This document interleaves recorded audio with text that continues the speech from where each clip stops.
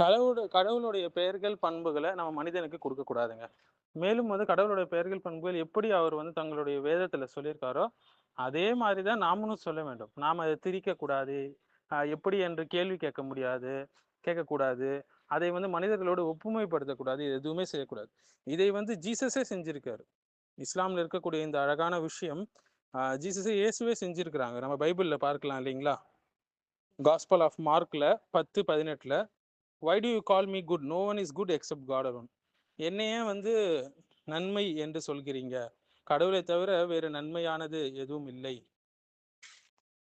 இந்த இடத்துல அப்சல்யூட் குட்டை வந்து இயேசு மறுக்கிறார், தனக்கு சொல்லப்படக்கூடிய அப்சல்யூட் குட் என்பது.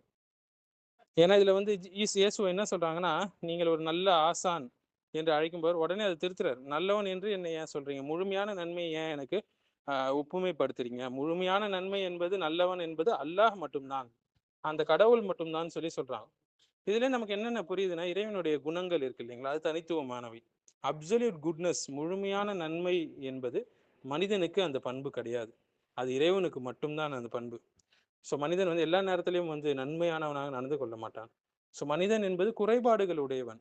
ஸோ மனிதர்கள் வந்து நல்லவர்கள் ஆகலாம், ஆனால் முழுமையான நல்லவன், பர்ஃபெக்ட்லி குட் என்பது எந்த மனிதனுக்கும் சாத்தியமில்லை. ஸோ அப்சல்யூட் குட் என்று அழைப்பது தவறு. மேலும் வந்து இதுலேருந்து என்ன தெரியுதுன்னா, இந்த சின்ன விஷயத்தையே இயேசு வந்து மறுக்கிறாருன்னா, தன்னை இறைவனாக சொல்வது, இறைவனுக்கு பிள்ளை என்று சொல்வதை ஒருபோதும் அவர் ஏற்றுக்கொள்ளவரே அது பைபிளுடைய வசனங்கள்லேயே நம்ம பார்க்கலாம். ஸோ முழுமையான நன்மை, முழுமையாக நல்லவர் என்பது கடவுள் மட்டும்தான், கர்த்தர் மட்டும்தான் என்பதுதான் அவங்க சொல்ல வராங்க.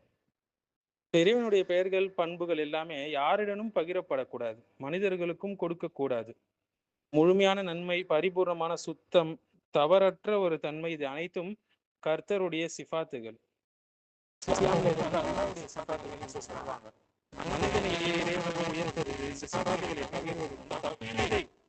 எடுக்கக்கூடிய மிகப்பெரிய ஒரு விஷயம் இல்லைங்களா? அப்ப இயேசுவே இவ்வளவு ப்ரொடெக்டிவா இருக்கும்போது, இயேசுவை ஃபாலோ பண்றோம்னு சொல்லக்கூடியவங்க என்ன செய்யறாங்க? கடவுள் தன்மையை இயேசு கொடுக்குறாங்க. ஒருபோதும் நான் கடவுள் என்று இயேசு சொன்னதே கிடையாது பைபிள் எந்த வசனத்திலையும். ஆரம்பகால கிறிஸ்தவர்கள்ல இருந்து இப்போ வரைக்கும் நிறைய குரூப்புகள் அவங்களுக்குள்ள இருக்கு. இயேசு வந்து சாதாரண மனிதர் தான், தூதர் தான் என்று சொல்லக்கூடியவர்கள். காஸ்பல் ஆஃப் பர்னபாஸ் சொல்லக்கூடிய பர்னபாஸ் சுவிசேஷத்துல கூட அவர் ஒரு மனிதர் தான், ஒரு இறை தூதர், சிலுவையில் அறையப்படலை என்பது இருக்கு. So Jesus is not divine என்பதை இது நமக்கு ப்ரூவ் பண்ணுது.